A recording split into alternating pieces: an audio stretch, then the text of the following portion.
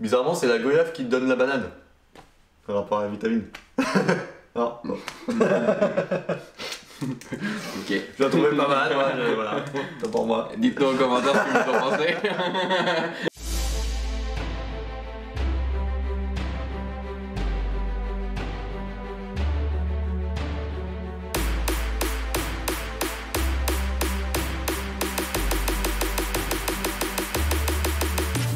Bonjour tout le monde et bienvenue pour un nouvel épisode des Dégusteurs. Aujourd'hui on voyage encore, on poursuit notre voyage à travers le monde entier. Et où est-ce qu'on va aujourd'hui?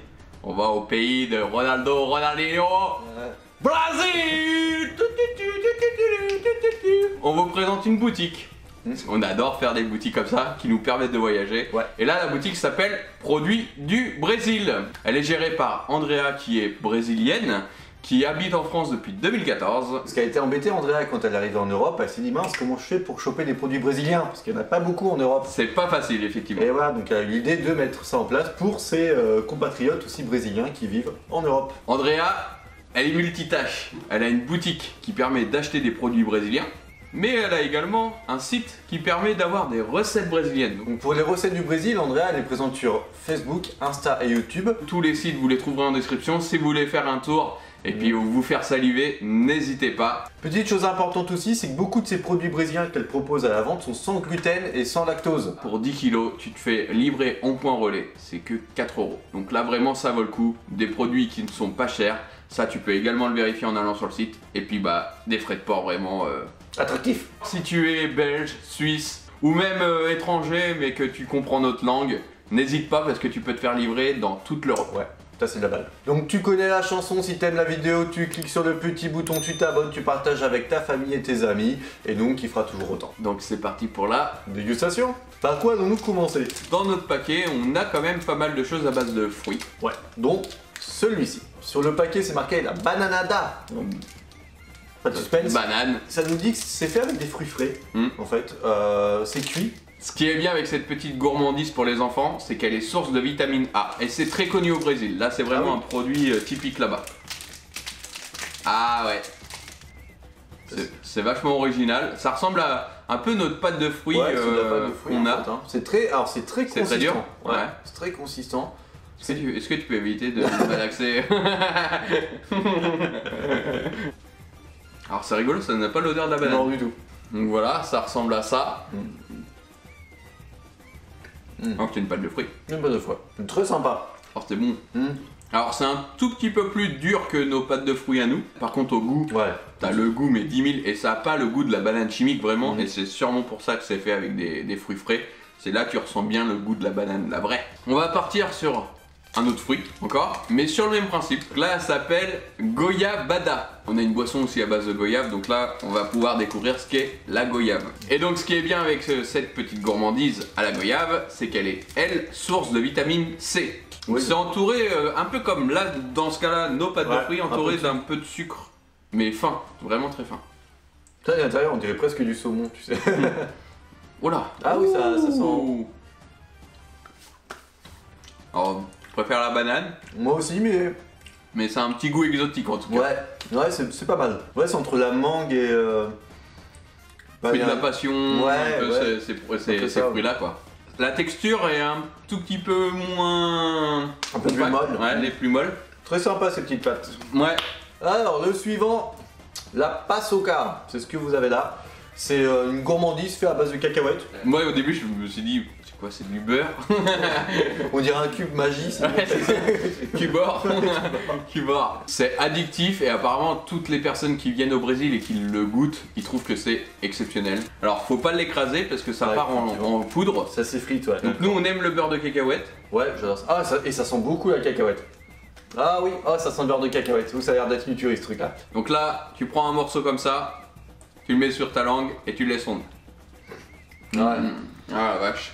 On dirait du beurre de cacahuète solide en fait. Si tu aimes la cacahuète, mais le beurre de cacahuète, tout ça, vas-y. Hein. C'est une petite pépite. Pour le produit suivant, on va sur de la boisson et on retourne sur la goyave. Alors c'est assez particulier parce qu'en fait c'est un jus de goyave très concentré et eux ils le prennent un peu comme notre sirop. Il faut même rajouter du sucre. On va tester d'abord sans sucre pour voir un petit peu ce que ça donne.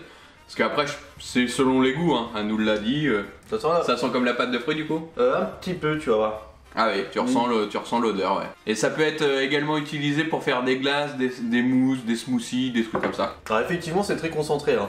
Enfin, on voit que c'est liquide, mais il y a quand même une certaine épaisseur, quoi. Donc on va tester ça en mettant un tout petit peu d'eau. Voilà. Alors ça a toujours autant l'odeur. Ah ouais, alors c'est pas sucré du tout par contre. Ouais, c'est effectivement pas sucré du tout, donc je comprends pourquoi il faut rajouter du sucre. Ah, par contre, ouais, peut-être tout parce que... À mon avis, ça va être nécessaire. Non, ce n'est pas un smecta. Là, je vais concentrer un peu plus, moi.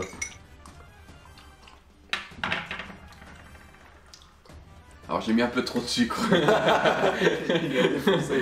Rafraîchissant et puis tu sens bien le goût. Et encore une fois, c'est de la goyave concentrée, donc c'est bon pour la santé. Et il y a 500 ml, vous voyez, on a fait 2 verres, regardez, il n'y a que ça d'utiliser. Ouais. Et ce goût de goyave est très sympa. Hein. Ouais. Encore une fois, oui, du coup, au final, il est vraiment sympa. J'apprécie la goyave. Grosse goyave. Donc maintenant, on va commencer les choses sérieuses. Et puis il fait faim. Donc ça peut être apparenté comme un apéritif, je pense. Donc ça s'appelle le pao de queijo. Queijo. Pao de queijo, mais je sais pas. Voilà. Excusez notre accent de merde. Ce sont des petits pains que vous pouvez farcir. Alors là, nous, ils nous conseillent au fromage, mais je pense qu'en fait, vous pouvez le farcir avec un peu ce que vous voulez. Mais là, en fait, c'est la farine. Enfin, ça doit être de la farine. Ah, tu peux le mixer, ça fait pâte à modeler. Et c'est très simple à faire. Donc là, on a 400 grammes. Tu rajoutes 3 œufs et tu rajoutes 160 grammes de fromage. Ça te permet de faire des petites boules. Tu les mets au four. Un peu comme des pâtes à choux en fait. Ça. Tu vas les mettre au four, ça va gonfler. Et du coup, ça fait comme des gougères au fromage. Tout simplement. Moi, ça me dit bien. Ça me dit bien aussi. Donc, nos petits pao des queijo sont prêts. Moi, je suis très curieux. Ça va peut-être être un peu chaud, ça vient de sortir du four. Ouais. J'avais peur qu'ils soient un peu trop secs, mais non, en fait, ça m'a l'air pas mal. Ça ressemble à ça, hein. C'est parti. C'est parti. Ah, c'est bien brioché. Ah oui. Ah, à l'intérieur, oui. Ouais. Si tu aimes le goût vraiment fort, bah tu mets un fromage fort, je pense que tu le sentiras à mort. C'est un paquet de 400 grammes, on a mis que 75 grammes de farine. On avait 8 gougères. Avec un paquet de 400 grammes, tu peux y aller. C'est quoi faire. Ah, c'est pas du tout homogène. Hein. Des fois j'ai la main lourde, des fois non. D'ailleurs, si tu souhaites voir des expériences qu'on fait pas en vidéo YouTube, on les met souvent sur Instagram. Donc viens nous suivre sur Instagram. Tu verras notre page, c'est de la bouffe. Ça te donnera encore plus envie de bouffer de regarder nos vidéos. Et donc maintenant, le plat principal qui se compose de 2 ingrédients. Alors, ça peut être mangé séparément. Oui. C'est le premier produit qu'on vous présente. Ça s'appelle la farofa de mandioca. Donc c'est de la farine de manioc. Tel qu'on le comprend, c'est un peu comme nous, on saucerait en fait un plat, par exemple un plat en sauce. Et là, eux, les Brésiliens, ils s'en servent pour le manger avec du bœuf, du poisson, du poulet, enfin plein de sortes de viandes différentes. Ça a été inventé par les Indiens à l'époque coloniale. Ça leur permettait en fait de rajouter des condiments parce qu'ils en avaient très peu à cette époque pour pouvoir agrémenter leur plat. Et donc si tu veux en savoir plus, n'hésite pas à aller faire un tour sur Recettes du Brésil où vous allez avoir plein de différentes recettes pour ça. Et donc pour accompagner ça, on a ceci. Donc c'est un plat de viande en fait avec des haricots et ça s'appelle la feijoada. Avec un accent de merde.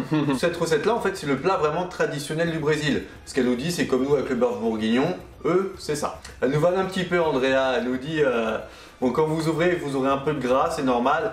Mais en même temps, il n'y en a pas autant que dans les rillettes que vous préférez. Donc voilà. Donc côté pratique, hein, c'est vraiment tout prêt. Juste à mettre dans une casserole. Vous mangez ça encore une fois avec du riz et la farine de manioc.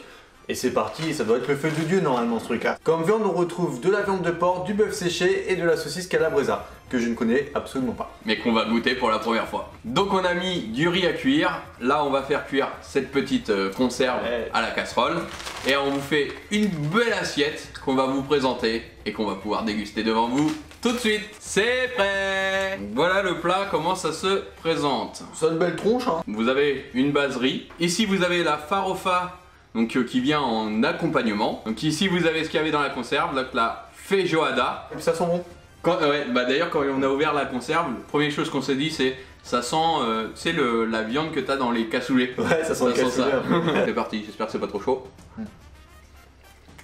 La farofa c'est vraiment, on va dire comme celui qui va manger un plat en sauce et qui va manger un petit peu de pain avec. Ça apporte un petit côté croustillant. Ouais. À farofa sur le reste. Par contre, le mélange des saveurs est vraiment très très bien. Une bonne conserve quoi. Alors, par contre, à faire découvrir aux gens, c'est vraiment pas mal. Ouais. On espère en tout cas qu'on a réussi à faire le plat comme tu nous l'as dit, Andrea.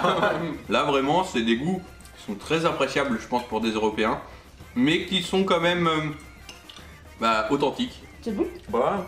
L'arachou mystère valide. Andrea, quand t'es validé par l'arachou mystère, c'est vraiment le Graal. C'est ça. Pour vous donner la texture du farofa, c'est comme la chapelure que vous mettez sur les noix de Saint-Jacques, tu sais, les coquilles de noix de Saint-Jacques là.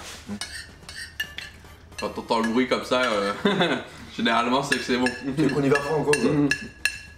Alors en tout cas moi très agréablement surpris par cette dégustation brésilienne, franchement tous les produits étaient vachement bons, hein. C'était vachement sympa. Ah, encore merci à Andrea vraiment pour sa confiance, ça te donne envie de voyager au Brésil. Complètement, complètement. Bon toi tu sais ce qu'il te reste à faire, hein. Si t'as aimé la vidéo, tu t'abonnes, tu likes, tu partages avec tes amis et ta famille, nous on se retrouve très très bientôt. Donc mardi 18h comme d'habitude et on se dit à très bientôt pour de nouvelles aventures. Ciao. Ciao.